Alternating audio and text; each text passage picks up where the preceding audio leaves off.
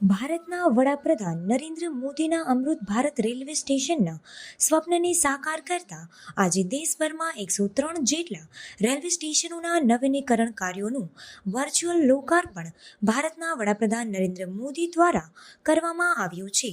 ત્યારે જામનગર જિલ્લામાં પણ હાપા, જામવંથલી, કાલાલુસ અને દેવભૂમિ દ્વારકા જિલ્લામાં ઓખા સહિતના સ્ટેશનોના નવીનીકરણ કાર્યોનું વર્ચ્યુઅલ લોકાર્પણ આજે વડાપ્રધાન હસ્તે કરવામાં આવ્યું હતું. આજ રોજ આપણા ગુજરાતના પનોતા પુત્ર અને દેશના યશસ્વી વડાપ્રધાન આદરણીય શ્રી મોદી સાહેબ દ્વારા વર્ચ્યુઅલી આખા દેશના પુનઃવિકસિત 103 રેલવે સ્ટેશનનું લોકાર્પણ કરવામાં આવ્યું, જેમાં ગુજરાતના 18 રેલવે સ્ટેશન્સ નું લોકાર્પણ થયું. એમાં જામનગર સંસદીય ક્ષેત્રના 6 રેલવે સ્ટેશન એટલે કે રાજકોટ ડિવિઝન અને ભાવનગર ડિવિઝનના 6 રેલવે સ્ટેશનનું પુનઃ વિકસિત રેલવે સ્ટેશનનું લોકાર્પણ કરવામાં આવ્યું.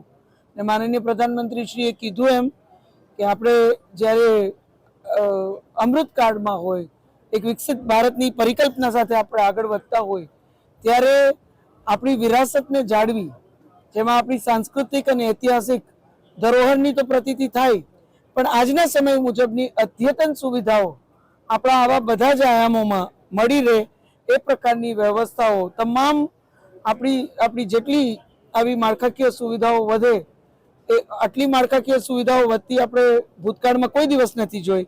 એ પ્રકારે અત્યારે માળખાકીય સુવિધાઓ જ્યારે દેશમાં વધતી હોય, ત્યારે રેલવે સ્ટેશન માનનીય અશ્વિની વૈષ્ણવજી રેલ મંત્રીશ્રીએ કીધું એમ કે આઝાદી પછી પહેલી વખત એવું બન્યું હશે કે દેશના આટલા બધા રેલવે સ્ટેશન્સને પુનઃ વિકસિત કરવામાં આવ્યા અને માળખાકીય સુવિધાને અને ખાસ કરીને રેલવેની માળખાકીય સુવિધાને આટલું મહત્વ આપવામાં આવ્યું. ત્યારે જામનગર સંસદીય ક્ષેત્રના આજે જે 6 પુનઃનિર્મિત સ્ટેશનોનું લોકાર્પણ થયું, તો આપ સૌના માધ્યમથી હું જામનગર સંસદીય ક્ષેત્રના સર્વે નાગરિકોને ખૂબ ખૂબ અભિનંદન પાઠવું છું. આપ સૌ એ જે જવાબદારી અને જે વિશ્વાસ મોદી સાહેબના નેતૃત્વ પર હંમેશા રાખ્યો છે, એને ક્યાંક આપણે સાકાર થતો સુવિધાના માધ્યમથી પણ આપણા ક્ષેત્રમાં જોઈ શકીએ છીએ. આપણે સૌ જાણીએ છીએ કે રેલવે એટલે મુખ્ય યાતાયાતનું સાધન, અને તમામ નાગરિકો જે રેલથી ટ્રાવેલ કરતા હોય, જે મુસાફરી કરતા હોય, મોદી સાહેબે કીધું કે જે માત્ર હવાઈ મુસાફરી કરે એને જ સુવિધા એરપોર્ટના માધ્યમથી મળે એવી નહીં, પણ આપણા રેલવે સ્ટેશનોમાં પણ એરપોર્ટ જેવી સુવિધા હોય એ વિચારથી અને આપણી વિરાસતની પ્રતીતિ પણ આપણા આ સ્ટેશનોમાં થાય એ પ્રકારે આખી આ નવીનીકરણનું કાર્ય કરવામાં આવ્યું છે.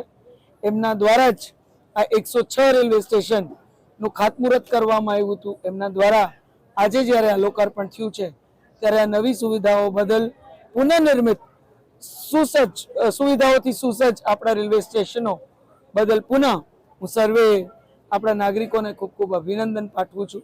અને આ તકે માનનીય પ્રધાનમંત્રી શ્રી, માનનીય રેલ મંત્રી શ્રી અને આપણી રાજકોટ ડિવિઝન ને ભાવનગર ડિવિઝનના બંને ડીઆરએમની સાથે તમામ રેલ પરિવારનો આ તકે હું ખૂબ ખૂબ આભાર માનું છું. આવી જ રીતે આપણે સાથે મળી અને એક આપણી જે વિકસિત ભારતની પરિકલ્પના છે એમાં મજબૂતીથી જામનગર દ્વારકા એટલે કે જામનગર સંસદીય ક્ષેત્રને જોડી, એટલા જ આહ્વાન સાથે અહીંયા પૂર્વ સૈનિકો પણ ઉપસ્થિત હતા. માનનીય પ્રધાનમંત્રીશ્રીએ પણ એમને બધા જ સૈનિકોને ઓપરેશન સિંદૂરમાં જે એમને યોગદાન આપ્યું એ બદલ એમને અભિવાદિત કર્યા. અને આ તકે આપ સૌના માધ્યમથી આપણા દેશની સેના પર આપણે સૌને ગર્વ છે.